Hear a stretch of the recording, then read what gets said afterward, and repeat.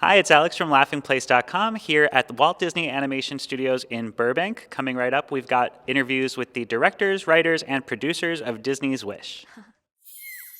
Now, you wrote this, but this is your first time in a while not also picking a director role. Was that hard for you to like be in the writing process, but then to step away and not have more control? You know, I think on this one, what was interesting is I hadn't really set out to write it originally. Too, I was just happy having fun with the team, and I think that Fawn and Chris make a fantastic team. And I adore Chris and would work with him at any time. But I know the role I'm in now. But the idea that they asked me if I'd be able to write on it, and that I could. The whole studio supported making that space for me meant so much to me that in and of itself was more than I thought I would get to do. But it's interesting because I work in two roles. If I ever had any concerns about something, I was able to bring that in also in the CCO role because I would see things through the whole pipeline as opposed to just at the front. But at the same time, Chris and I had such trust and understanding. Fawn and I had worked together starting with Frozen. So what it much more was very intuitive conversations. So it felt very, very collaborative the whole time, just like on Frozen. But I think what I did get back to the core of is recognizing that my first love is writing. So I'm okay if I get to do that. It probably keeps me out of trouble. You've worked with Fawn in the past in story. She was head of story on Raya. Now she's getting her chance to co-direct. Can you talk a little bit about what it was like? When did you realize that she was the perfect person to kind of take the seat next to Chris to helm the film? Yeah, I mean, Fawn's amazing because, from the beginning, it was her first film was Frozen, brand new story artist. She hadn't found her voice quite yet in the room, but she had found it in her drawings pretty quickly. But what I watched over the years with Fawn is not only was she someone that she was learning in those story rooms and applying those new tools every single time, she was also growing as a leader. People looked to her. When she became a head of story, she ran an incredible story team. They were fully inspired. She kept them connected to the vision of the film. She also knew how to push for the right vision of the film. And so you knew it, and people had taken a chance on me. I mean, they said, I see that talent. Let's see if you can do it. And I just said, well, that's what you have to do. And of course, she, not only rose to the occasion, but she is incredibly talented already, and she's only at the beginning, which keeps blowing me away.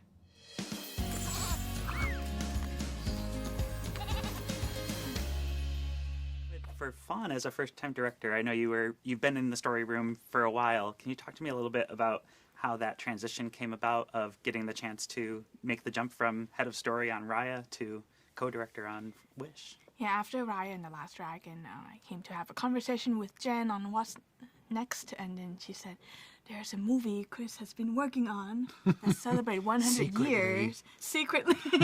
this project that celebrate 100 years of Disney, right? And it has to do with a person who has a drive, a wish in her heart, and what she does to make it come true. And I'm like, I love that already, and I would do whatever needed for this film. I don't care what I do. I just want to work on this movie.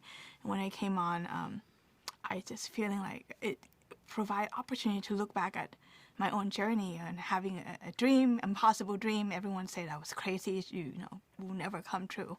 And the journey I took, the ups and downs of it, the appreciation I have of that journey.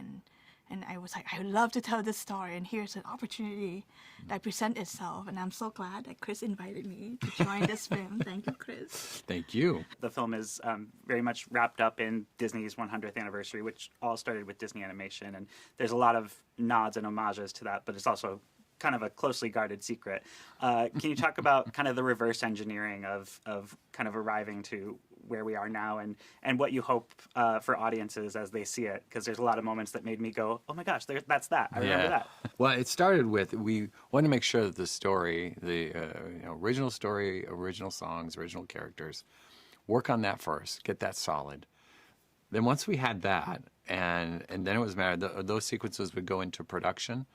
And so then we would start layering in the nods to our legacy. We kept saying, and we weren't just the only ones. It was everyone.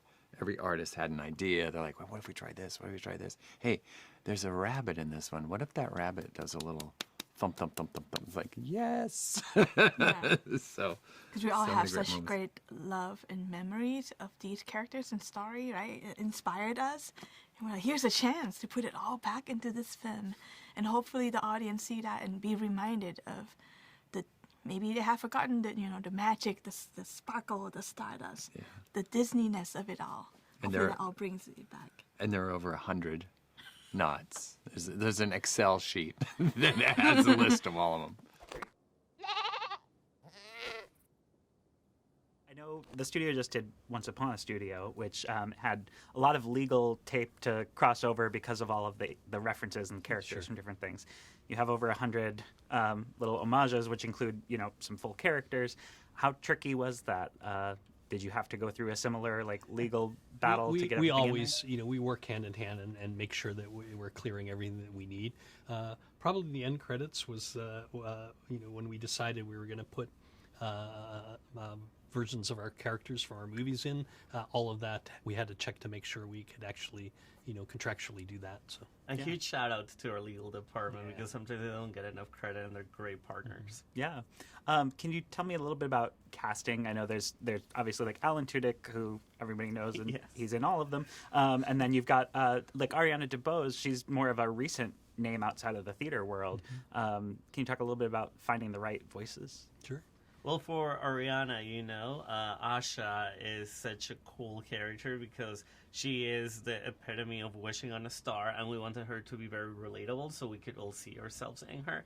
And Ariana is exactly that. She is just a very down-to-earth, cool, passionate person that also brought a lot of energy of her own into the character, She talks about how Asha is such a complex character, and she really owns up to it, of how she is a very wishful, dreamful character, but also very brave. So you have a lot of complexity and emotions that Ariana helped us discover. And do you want to talk about Chris? Yeah, certainly Magnifico Magnifico is a very smart character and has quite a range. He has to be charming, and you have to believe that people will travel all over the world and entrust their most sacred wish to him. So he had to have that side. The character also had to sing well, and we watch Magnifico devolve into a true villain, so an actor had to have that range.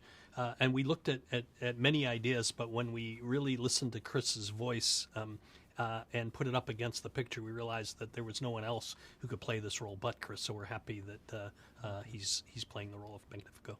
Great. Whoa,